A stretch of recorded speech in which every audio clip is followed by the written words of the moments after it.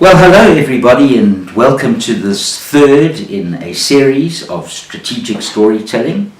Strategic storytelling being a euphemism for business storytelling, where you have a particular purpose in mind other than just entertainment in the use of your stories.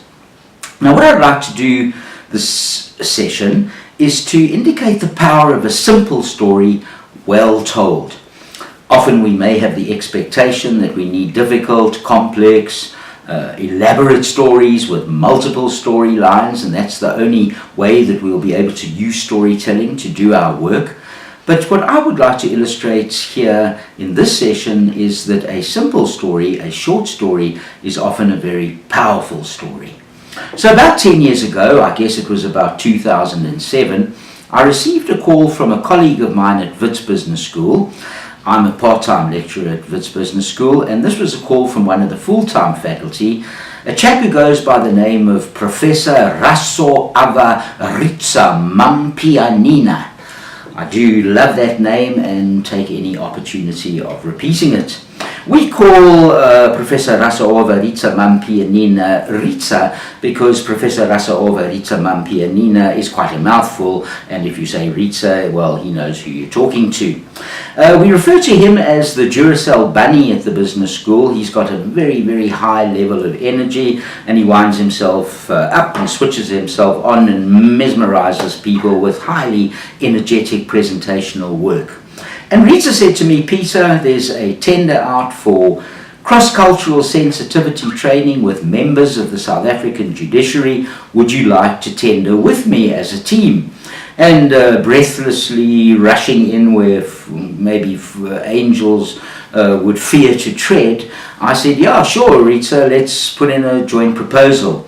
And time passed, and I suppose about 2 months later, Rita phoned me and said, Peter, we won the tender for the Gauteng chapter of the South African judiciary, Gauteng being one of the provinces in South Africa, and we would be training about 40 judges in cross-cultural sensitivity work. Well, I was mortified. I knew what Rita would do, and he would mesmerize the audience with any number of different concepts, theories, and principles based on the work of von Strompenaars or Geert Hofstede. He would draw off his experience of being Madagascan, working for a long time for the CEO of Toyota in Japan, spending many years in France, and then coming to South Africa. And I didn't know what I was going to do, and of course immediately sent out a emergency signal to all of my colleague, friends, storytellers around the world. Help! I need a story for cross-cultural sensitivity training with 40 judges, high intellect, high experienced, highly wise group of people. Unfortunately, to my aid came an email from a good friend of mine and a colleague in storytelling, somebody that I've published one of my books with, Craig Gordon, who's based in Melbourne. And Craig said to me, tell them the Blackamoor. The Blackamoor, I said, what's the Blackamoor? He said, no, it's an old Aesop Fable, around in about the 17th century. Look it up, it'll serve your purposes well. And having researched the story, finding a copy of the Blackamoor, indeed Craig was right. This is a tremendously powerful story.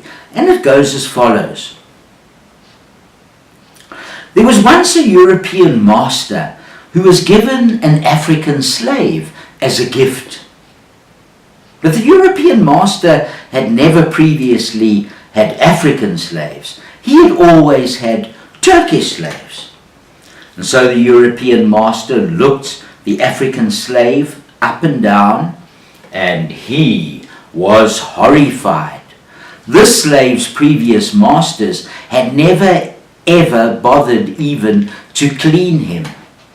So the foolish European master went off and got a bucket of water and some soap and a brush and came back to where the African slave stood and stripped the slave bare. And then the European master proceeded to give the slave a good scrubbing. He scrubbed and he scrubbed and he scrubbed. But the African slave never got any cleaner. He just nearly died of exposure. Having told this simple 10-sentence story to these 40 judges, I said I'd like you to work in small groups and consider 3 questions. Firstly, in the South African judicial system, what is European and what is African? Secondly, in the South African judicial system, who are the masters and who are the slaves? And thirdly, in the South African judicial system, who is clothed and who stands naked? They discussed these questions in their smaller groups for about half an hour, and then they came back into a plenary session, and I would think that probably for an hour and a half to 2 hours, we had a tremendously rich conversation about the answers to these 3 questions. Often a very heated and difficult conversation, given South Africa's history of racial oppression, apartheid, and all the difficulties that go along with trying to transform and manage diversity. So I've used this example for you just to think that you don't have to be a fancy storyteller, you don't have to have highly complex, very, very elaborate stories to do your work powerfully. Often just a short story well told, such as the Blackamoor, can certainly do the work of other stories, and often as powerfully, if not more so. It's very economical to tell, doesn't take you a long time to prepare it, and yes, it can generate tremendous discussion with a very challenging group of participants. Good luck with your simple storytelling work in the strategic realm. Until next time, goodbye.